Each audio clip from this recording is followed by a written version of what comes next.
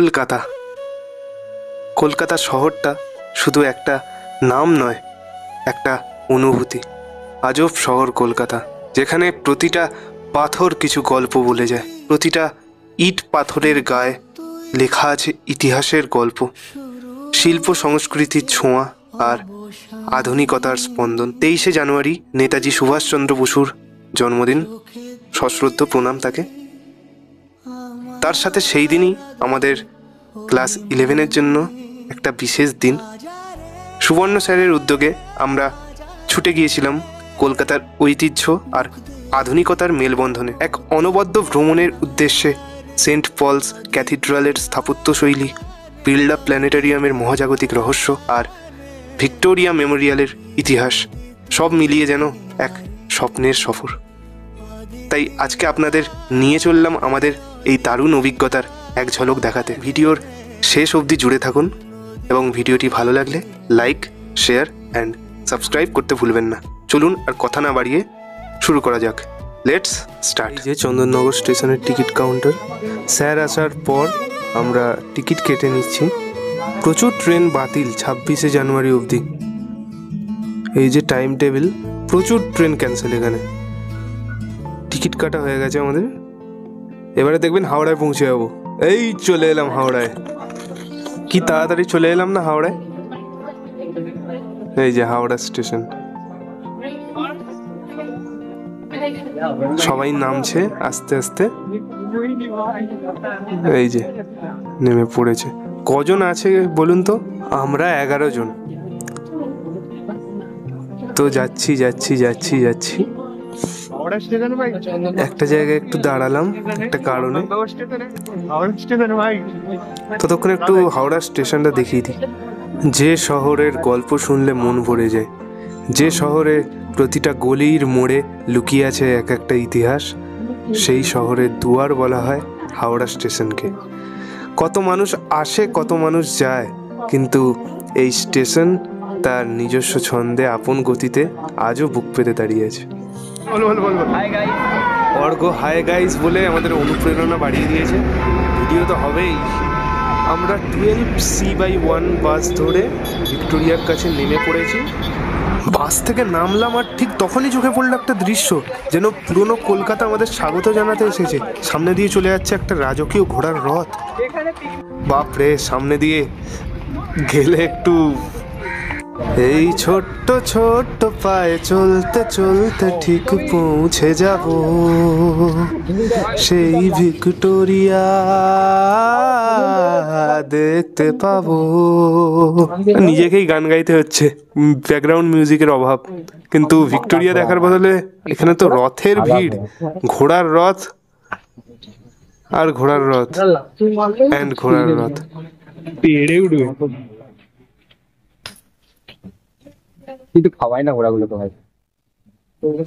না খাচ্ছে তো, বেশি খাওয়ায় না।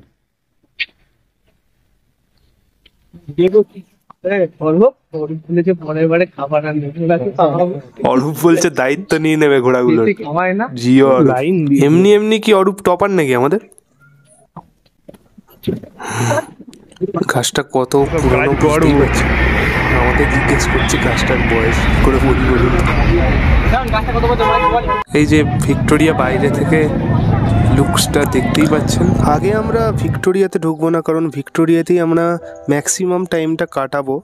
আগে আমরা বিড়লা যাব, বিড়লায় শো দেখবো, কি শো দিচ্ছে।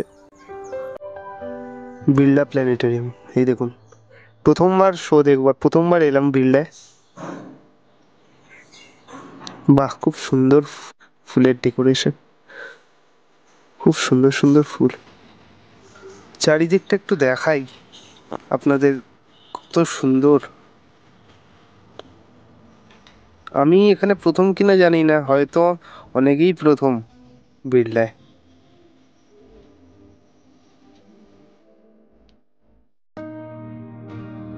একটা শহর শুধু তার ইমারত বা ইতিহাস দিয়ে সুন্দর হয় না, তার প্রকৃতির ছোঁয়াতেও প্রাণ খুঁজে পাওয়া যায়।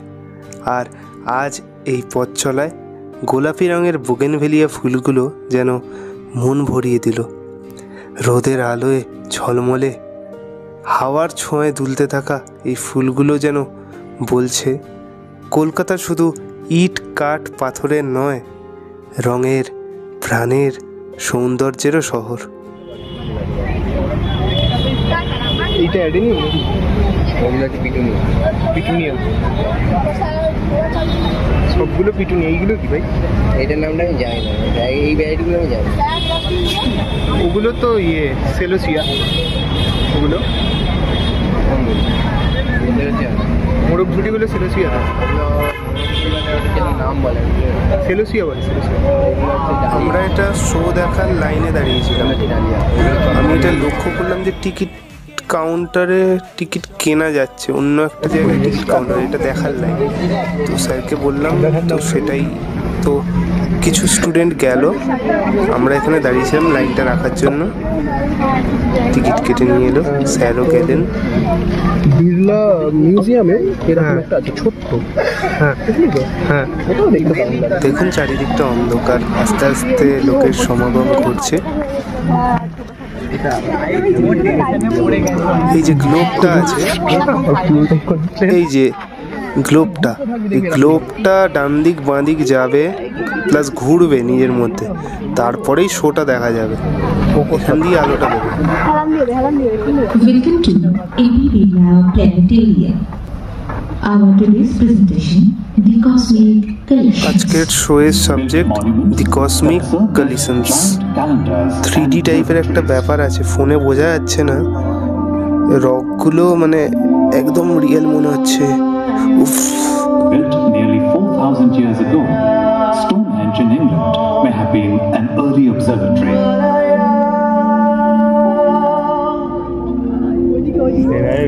এতটা real. With technology, humans now have the power Wow. to look beyond these stars into the dark depth of space.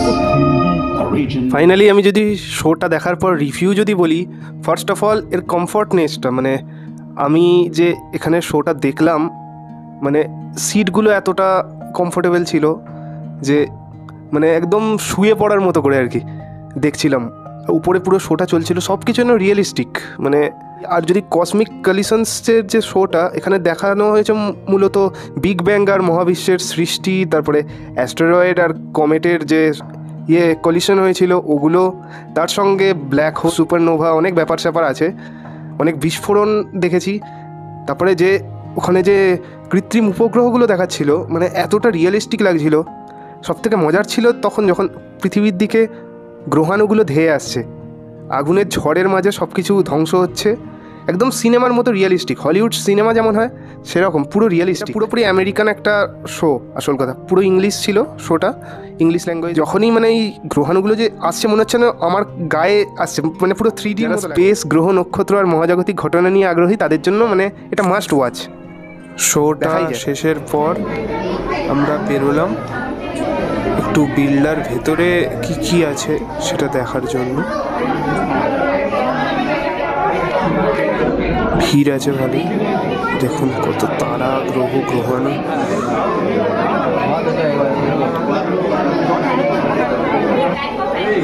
এই নথিগুলো আপনারা পড়তে পারেন।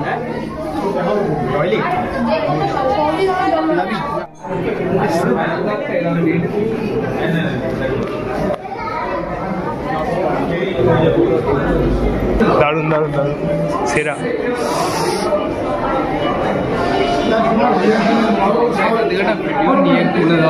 হ্যাঁ ভাই,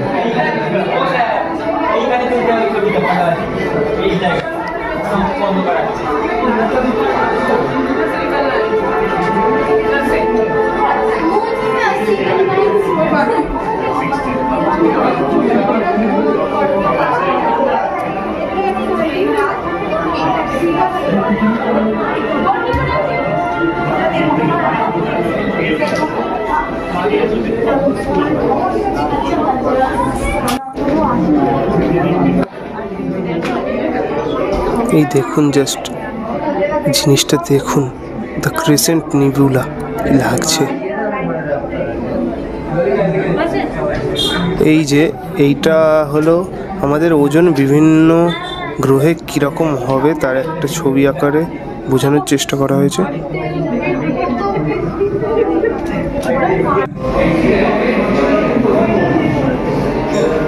চিত্র বিভিন্ন আছে, বিভিন্ন মূর্তিও দেখতে পাচ্ছি। এবারে ভালো করে ঢুকলো। আবার ফিরতি পথে আমরা এক্সিটে যাচ্ছি, কেননা সব কিছুই দেখা হয়ে গেছে, ভেতরে যা যা ছিল। এবারে এক্সিট করব।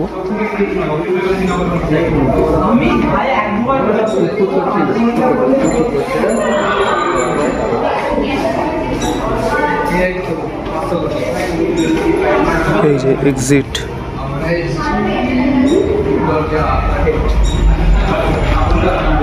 সবাই বেরোচ্ছে আস্তে আস্তে। দরজাটা লোহার। যে প্রীতম দা হ্যালো বলছেন, সেরা লাগছে। বাইরে দিয়ে কিরকম লাগছে। এই সাইডটা তো দেখানো হয়নি, কারণ আমরা ওই সাইডে লাইনে দাঁড়িয়েছিলাম। এই সাইডটা দেখানো সম্ভব নয়, শোটা দেখলে তবেই সম্ভব। দেখতেই পাচ্ছেন।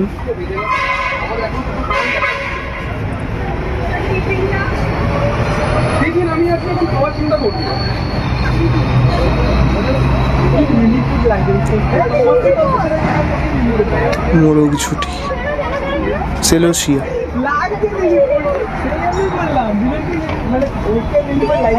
বুগেনভিলিয়া গাছটা দেখলেন। ভিজুয়ালস ভালো ছিল শোটা।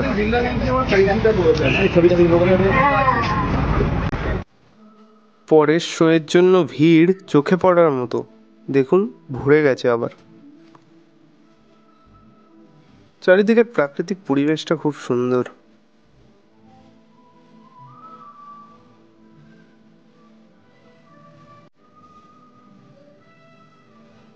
এখানে একটু ফটোগ্রাফি হলো, যেহেতু অনেক ফুল ফুল রয়েছে। থ্যাঙ্কস প্রীতম ছবিগুলো তুলে দেওয়ার জন্য আমাকে। এই ফটোটা আমার ইউটিউবের কভারে লাগানো যাবে এবার থেকে। এই যে অরূপের অবস্থা, স্যার বললেন যে আমাকেও গলায় ওটা চাপিয়ে দিতে, ফটো যখন তোলা হচ্ছে ভালোভাবেই হোক।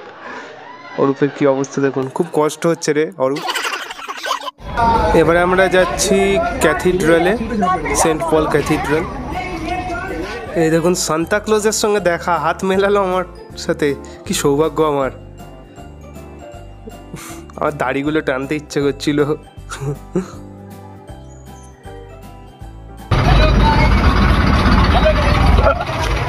হ্যালো গাইস, আমরা কোথায় এসেছি দেখো।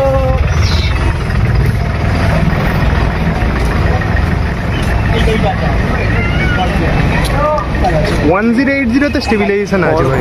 প্রীতম যখন হ্যালো গাইস বলে দিয়েছে, তো ভিডিও না এসে পারা যায়? ভিডিও তো আসবেই। ট্রাভেল বাসগুলো ঢুকছে আস্তে আস্তে। অনেক ফরেনারকে দেখতে পেয়েছি সত্যি কথা বলতে, বিড়লায়ও। এখানেও আমি কিছু জাপানিজকে দেখলাম। আমি পোস্ট করতে পারবো না, আমার ভালো ফটো ওঠেনি। আমি একটা তুলে দিয়েছি স্যার, ইয়েও তুলে দিয়েছে একটা, আদিত্য একটা তুলে দিয়েছে। এখন আমার দিকে নেই। আপনার সাথে আমার ক্লাস 8 এর এখনো একটা ভালো ছবি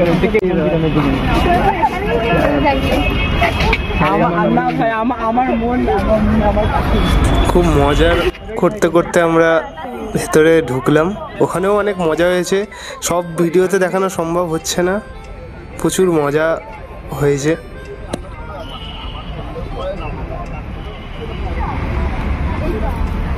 কত সেলোসিয়া দেখুন।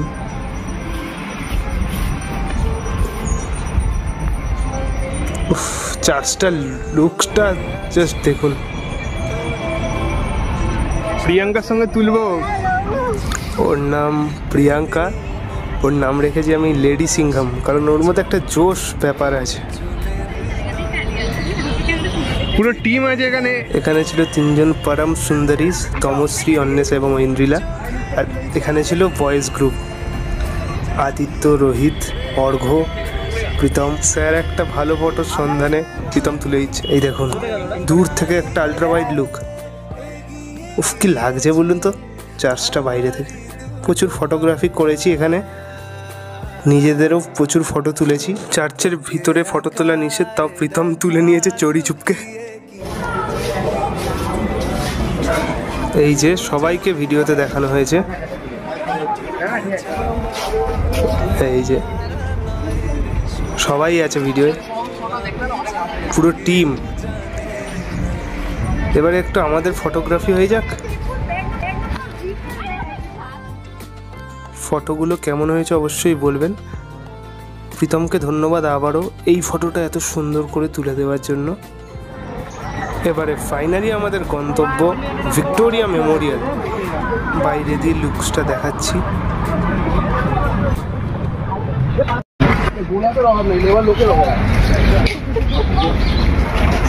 স্যার বলছেন গোলাপের অভাব নেই, দেওয়াল লোকের অভাব রয়েছে। বাট সত্যি কি অভাব রয়েছে? আমার তো মনে হয় না। মজা করলো। একটু ফাস্ট ফরওয়ার্ড করে দিচ্ছি। ওই যে দেখুন, দেখা যাচ্ছে ভিক্টোরিয়া।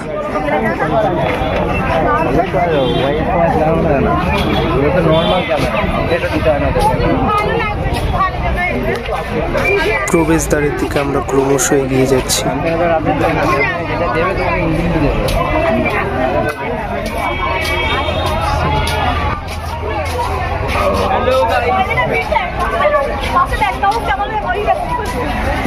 এই যে টিকিট কাউন্টার, বাইরেটা খালি দেখলে 30 টাকা আর ভেতরে ঢুকলে ভিক্টোরিয়ার 50 টাকা।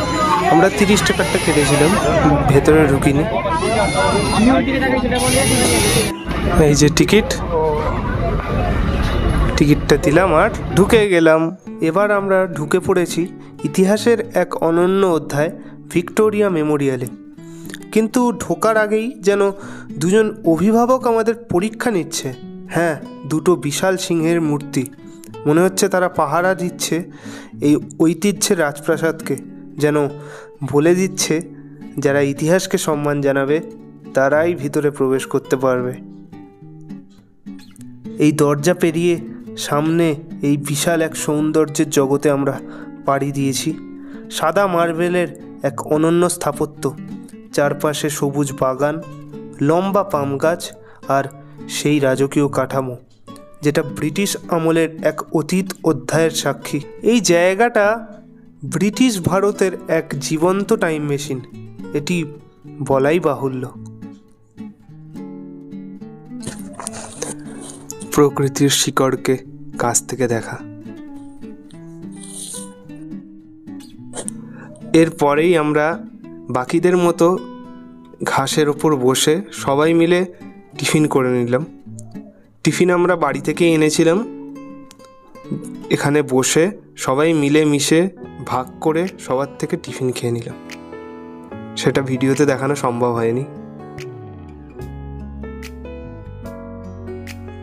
চারিদিকে ফুল, ফুলের বাহার।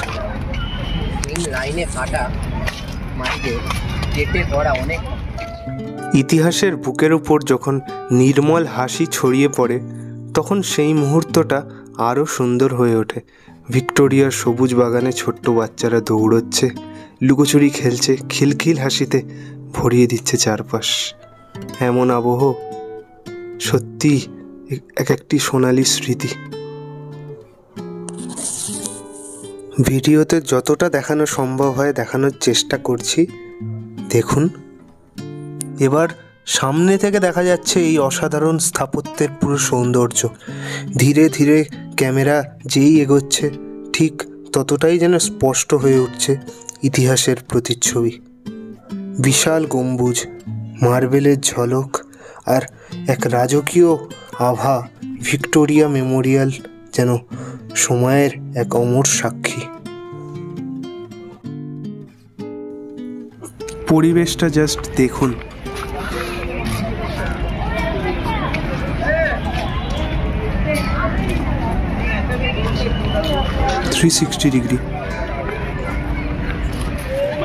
ভিক্টোরিয়া মেমোরিয়ালের এই সামনের অংশে বেশ কয়েকটি গুরুত্বপূর্ণ মূর্তি রয়েছে যা ব্রিটিশ আমলের প্রতীক হিসেবে স্থাপন করা হয়েছে। এটি তো কুইন ভিক্টোরিয়ার মূর্তি যতদূর মনে হচ্ছে। কালো ব্রোঞ্জের তৈরি আর রানীকে বেশ গম্ভীর আর রাজকীয় ভঙ্গিতে দেখাচ্ছিল। এবারে এদিকে যাচ্ছি।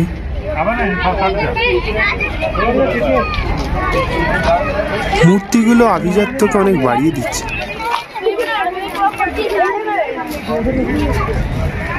এখানে একপাশে লর্ড কার্জনেরও মূর্তি আছে।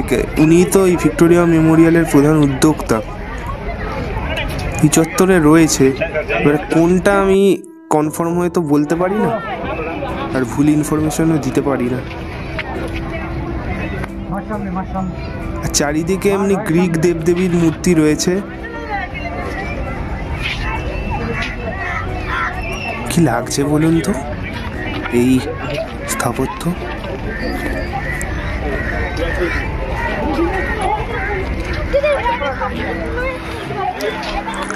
এই যে আমাদের গ্রুপও এখানে চলে এসছে ফটোগ্রাফির জন্য। আমি একটু আগেই সামনে চলে গেছিলাম, আসলে নিজেকে আটকাতে পারিনি। এই যে ফুল ভিক্টোরিয়া মেমোরিয়াল লুক। এই যে তিন পৃথিবী, এই যে ফুল গ্রুপ স্যারের সাথে, এনাকে ছাড়া তো অসম্পূর্ণ। এই যে ফাইনালি লেডি সিংহাম, ফুল ট্রুপ। এবারে বাড়ি ফেরার জন্য বেরিয়ে পড়েছি, বাস ধরবো। প্রীতম ভিডিওগ্রাফি করছে, থ্যাংক ইউ পাঠানোর জন্য।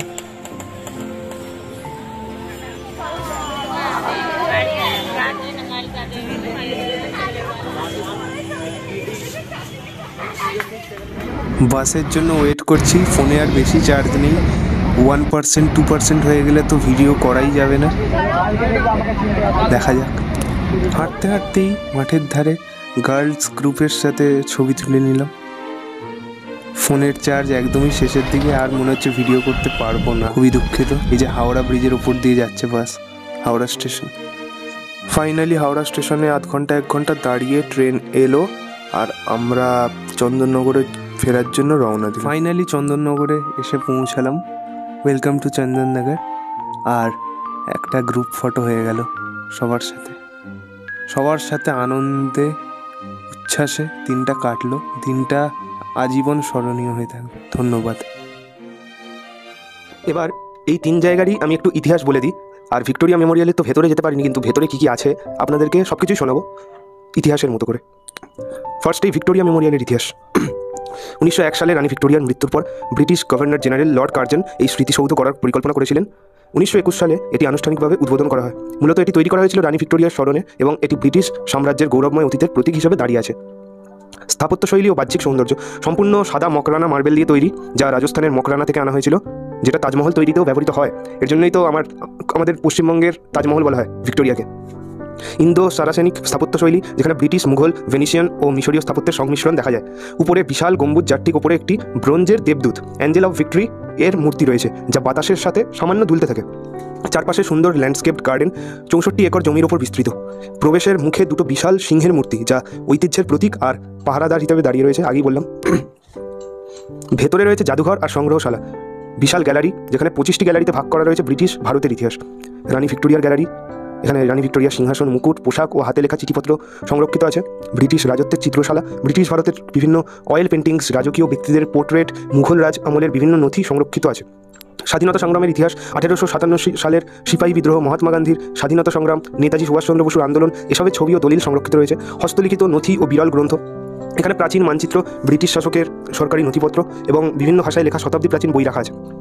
বিপ্লবীদের স্মৃতি হিসেবে স্বাধীনতা সংগ্রামের বিভিন্ন বন্দুক, তরবারি এবং বিপ্লবীদের ব্যবহার করা চিঠি আর পোস্টার দেখা যায়। এটা ছিল ভিক্টোরিয়া মেমোরিয়ালের ইতিহাস, খুব সংক্ষেপে বললাম আপনাদেরকে। এবারে সেন্ট পলস ক্যাথিড্রালের ইতিহাস। কলকাতার প্রথম বিশপ ড্যানিয়েল উইলসন 1839 সালে ক্যাথিড্রাল তৈরির উদ্যোগ নেন। এটি নির্মাণ সম্পন্ন হয় 1847 সালে, যা ভারতের প্রথম Anglican cathedral, church of north India. British আমলে এটি ছিল এশিয়ার অন্যতম বৃহৎ গির্জা, যেখানে ইউরোপীয় স্থাপত্যের ছোঁয়া স্পষ্ট। 1934 সালে এক ভূমিকম্পে ক্যাথিড্রালের টাওয়ার কিছুটা ক্ষতিগ্রস্ত হয়, পরে সেটি নতুনভাবে পুনর্নির্মাণ করা হয়। এটি তৈরি করা হয়েছে গথিক রিভাইভাল স্টাইলে, যার মূল অনুপ্রেরণা ছিল লন্ডনের ক্যান্টারবেরি ক্যাথিড্রাল। গির্জার প্রধান গম্বুজ মানে টাওয়ার অ্যান্ড স্পায়ার একসময় ছিল কলকাতার অন্যতম উঁচু স্থাপনা। ভেতরে ঢুকলেই চোখে পড়বে উঁচু খিলান, বিশাল কাচের জানলা আর মোটা পাথরের স্তম্ভ, যা এক রাজকীয় অনুভূতি দেয়। বাইরের অংশে বিশাল বাগান, সবুজ মাঠ মতো রয়েছে, যা পুরো ক্যাথিড্রালের সৌন্দর্যকে আরও ফুটিয়ে তোলে। ভেতরে তো ছবি বা ভিডিও তোলা অ্যালাউ নয়, তাই জন্য ভেতরটা দেখানো হয়নি। আমি লেখার মাধ্যমেই বর্ণনা দিচ্ছি, আমার স্ক্রিপ্টটি আমি তৈরি করেছি। ভেতরের পরিবেশটা খুব শান্ত আর আধ্যাত্মিক আর কি বলা যায়। একবার ভেতরে ঢুকলেই বাইরের কলকাতার কোলাহল হারিয়ে যায়। নরম আলো, কাঁচের জানলা, কাঠের লম্বা বেঞ্চ আর সুরম্য পরিবেশ যেন এক পবিত্র অনুভূতি তৈরি করে। স্টেইনড গ্লাস উইন্ডো এবং মুরাল, ভেতরের বড় বড় রঙিন কাচের জানলা বললামই গির্জার সৌন্দর্য বহুগুণ বাড়িয়ে দেয়। প্রাচীর জুড়ে রয়েছে বাইবেলের নানা ঘটনা চিত্রিত মুরাল, যা ব্রিটিশ আমলের চিত্রকলার এক অসাধারণ নিদর্শন। বিশাল বেল টাওয়ার আর অর্গান, ক্যাথিড্রালের ভেতরে একটা বিশাল পাইপ অর্গান রয়েছে যা এখনও রবিবারের প্রার্থনায় ব্যবহৃত হয়। বেল টাওয়ার থেকে একসময় কলকাতার বিশাল অংশ দেখা যেত। বিশপস গ্যালারি আর সমাধিক্ষেত্র, এখানে ব্রিটিশ যুগের বিশপ ও খ্রিস্টান মিশনারিদের স্মৃতিসৌধ ও সমাধি রয়েছে। এটা গেল ক্যাথিড্রাল, সেন্ট পলস ক্যাথিড্রাল। এবারে বিড়লা তারামণ্ডলের ইতিহাস আমি আরও সংক্ষেপে বলার চেষ্টা করব। এটা ভারতের দ্বিতীয় প্ল্যানেটারিয়াম, উদ্বোধন হয় 2রা জুলাই 1963 সালে। এটি স্থাপনের পেছনে মূল অবদান ছিল বিড়লা গ্রুপের, যারা ভারতবর্ষে বিজ্ঞান ও জ্যোতির্বিজ্ঞান চর্চাকে এগিয়ে নিতে চেয়েছিলেন। স্থাপত্যে অনুপ্রেরণা নেওয়া হয়েছে সাঁচি স্তূপ থেকে, তাই দেখবেন একটু গম্বুজ আকারের, হ্যাঁ, যার ফলে এটি দেখতে অনেকটা বৌদ্ধ স্তূপের মতো লাগে। হ্যাঁ, বললামই এটি এশিয়ার অন্যতম প্রাচীন ও বিখ্যাত তারামণ্ডল, যেখানে মহাকাশের বিভিন্ন বিষয় নিয়ে প্রদর্শনী হয় এবং শোটা আমি কিছুটা আপনাদের দেখিয়েছি। খুব সুন্দর শো। যাদের এই বিষয়ে অনেক আগ্রহ রয়েছে, স্পেস রিসার্চ, মহাকাশ বিদ্যা, এইসব বিষয়ে যাদের ইন্টারেস্ট রয়েছে, অবশ্যই বিড়লায় যান। এই ছিল এই 3টের ইতিহাস। একটা দিন শুধুমাত্র ক্যালেন্ডারের আর একটা তারিখ নয়, সেটা হয়ে যায় স্মৃতির পাতায় একটা বিশেষ অধ্যায়। আজকের দিনটা ছিল তেমনই নতুন অভিজ্ঞতা, ইতিহাসের ছোঁয়া, মহাবিশ্বের বিস্ময় আর বন্ধুদের সাথে দারুণ কিছু মুহূর্ত। কলকাতার রাজপথ থেকে তারার রাজ্যে ঘুরে বেড়ানো, ইতিহাসের পাতা উল্টে দেখা থেকে প্রকৃতির শিকড় ছুঁয়ে দেখা, সব মিলিয়ে আজকের দিনটা সত্যিই মনে রাখার মতো। এরকম আরও অনেক মুহূর্ত নিয়ে আবারও ফিরব। ততক্ষণ পর্যন্ত ভালো থাকুন, সুস্থ থাকুন আর আমাদের সাথে থাকুন। যদি ভিডিওটি ভালো লেগে থাকে অবশ্যই লাইক, শেয়ার এবং সাবস্ক্রাইব করতে ভুলবেন না, এবং নিজের ভালো বা খারাপ মতামত কমেন্ট বক্সে জানান। এতে আমরা অনুপ্রাণিত হই নতুন নতুন ভিডিও করার। আজকের মতো টাটা, আবার কোনো নতুন ভিডিওতে দেখা হবে। সকলকে ধন্যবাদ ভিডিওটি শেষ পর্যন্ত দেখার জন্য।